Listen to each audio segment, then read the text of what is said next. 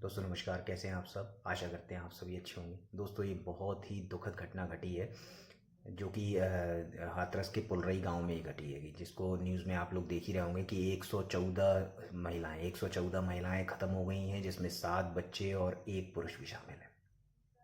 ये सभी लोग ख़त्म हो गए हैं और बाकी ऐसे कितने सारे लोग हैं जो अभी भी घायल अवस्था में हैं। दोस्तों लोग सत्संग में जाते हैं ज्ञान और ज्ञान की बातें सुनने के लिए, लेकिन अगर वहाँ मौत मिले तो कौन जाना चाहेगा। बताया जा रहा है कि ये भोले बाबा जो हैं, भोले बाबा के नाम से प्रसिद्ध नारायण साकार हरि भोले बाबा के नाम से प्रसिद्ध उर्फ सूरजपाल जाटव, जो कि एटा से बताया जा रहा है ये इसका सत्संग चलता था, इनका सत्संग चलता था। और जो कि 18 साल पुलिस में नौकरी भी की है और 17 साल पहले इन्होंने वीआरएस ले लिया था। जो कि अपनी पत्नी, बताया जा रहा है कि जो अपनी पत्नी के साथ सत्संग करते हैं। इनके अनुयायियों में अधिकतर जो है वो एससी एसटी और ओबीसी के लोग शामिल हैं। दोस्तों जब ये जो जितनी भी व्यवस्था होती है, जो भी सत्संग वगैरह होती है, आयोजन होते हैं, ये संभालने के लिए आयोजक मंडली होती है इनकी, और वो क्या कहते हैं, सभी जगहों से अनुमति लेती है। अब ये अनुमति कहाँ कहाँ से ली जाती है, अगर इसे गौर किया जाए तो अनुमति डीएम से, एसपी से, फायर डिपार्टमेंट से, बिजली डिपार्टमेंट से, जिसकी ज़मीन होती है उससे एनओसी लेती है। अगर सरकार की ज़मीन है तो सरकार से एनओसी, नो ऑब्जेक्शन सर्टिफिकेट जिसे कहा जाता है।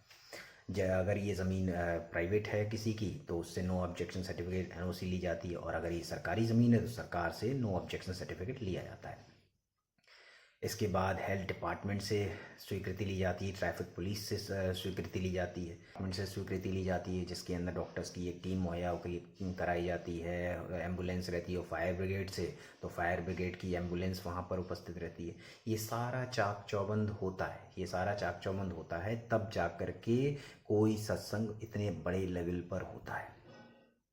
अगर मान लीजिए 40 से 50 हज़ार लोगों की भीड़ आनी है तो वो अनुमति देंगे डीएमएसपी को, तो मुश्किल से वो लोग भी जानते ही हैं कि अगर शादी में भी अगर 4 लोगों को बुलाया जाता है तो थोड़ा बहुत ऊपर नीचे बढ़ते घटते लोग हैं, तो मान लीजिए 5 से 10% घटा पड़ा आदमी, लेकिन संख्या इतनी ज़्यादा बढ़ जाएगी अगर व्यवस्थाएं थी और पुलिस, डीएम, कमिश्नर, एसपी, इन सबको अगर जानकारी थी और सबसे अनुमति अगर ली गई है तो ये लोग वहाँ कर क्या रहे थे।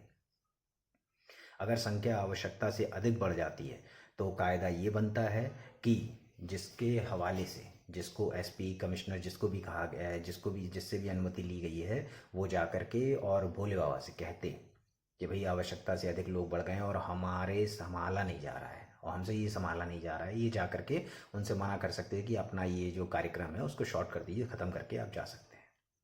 लेकिन ऐसा कुछ भी नहीं किया गया।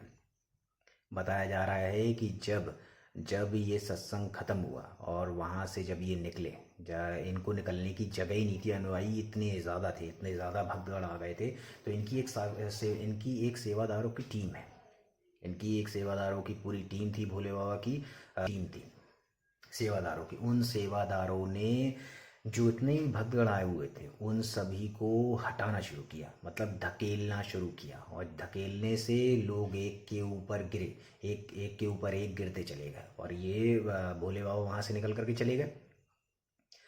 वहाँ लोगों की चीख पुकार मच गई और लोग एक दूसरे के ऊपर गिरने की वजह से, दम घुटने की वजह से खत्म हो गए और व्यवस्थाओं के नाम पर शून्य। वरना इतनी संख्या में लोगों का मरना, इतनी संख्याओं में, सोचो आप, घरों के चिराग चले गए हैं, जिन घरों में माँ बहन, बहुत मतलब 114 महिलाओं का ख़त्म होना कोई छोटी मोटी बात नहीं है, 7 बच्चे और एक पुरुष भी। लोग और ये व्यक्ति, बताया जा रहा है कि हम, ताज्जुब की बात तो सबसे ज़्यादा ये है कि ये व्यक्ति अपने आप को भगवान का अवतार बता रहा है। जितने भी ये सत्संग करते हैं या तो वो भगवान के ठेकेदार बन रहे होते, भगवान की तरफ से उन्हें जो बात बताई जाती है भगवान उन्हें स्पेशली बताते हैं, और वो आकर के हम सबको बताते हैं, यही तो बताते हैं, भगवान के ठेकेदार। और अगर स्वयं भगवान बन रहे हो, जैसा कि ये व्यक्ति अपने आप को भगवान कह रहा था, और अगर ये भगवान होता तो क्या ये इतने सारे लोग मर गए होते?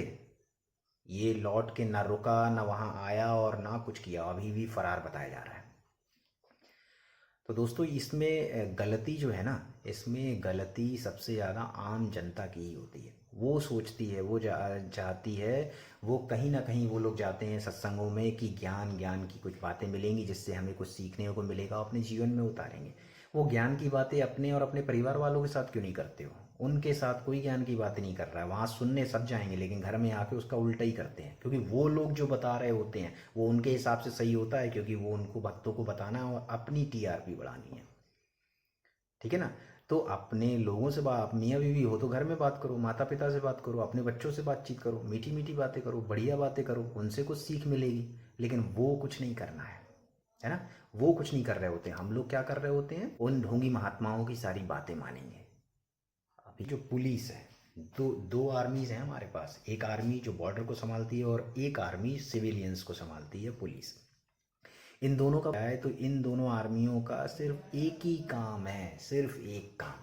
क्या कहते हैं? रैलियां, दो रैलियों को कवर करना, दो रैलियों को प्रोटेक्शन देना। कौन सी रैली? एक नेताओं की रैली और एक इन बाबा और संतों की रैली। बस इन दोनों का यही काम रह गया है। देश को दी गई ये दो आर्मियां मिली हुई हैं, इन दोनों आर्मियों का काम अपने देश को सुरक्षित रखने के लिए। और ये क्या इन लोगों को काम मिल गया है कि या बद्रीनाथ केदारनाथ वहाँ आर्मी लगी रहती है कि भक्तजनों को यहाँ से पहुँचाना, वहाँ से पहुँचाना, सब मिलने के लिए जा रहे हैं, सब भगवान से मिलने की दौड़ में लगे हुए हैं। लेकिन समझ ही में नहीं आता कि भगवान ने तो उन्हें यहाँ अपना जीवन जीने के लिए भेजा है। मरोगे तो भगवान से तो मिल ही जाओगे। अगर कोई कह दे कि तुम्हें मौत मिलने वाली है तो कोई भी भगवान से मिलने के लिए तैयार नहीं होगा। भगवान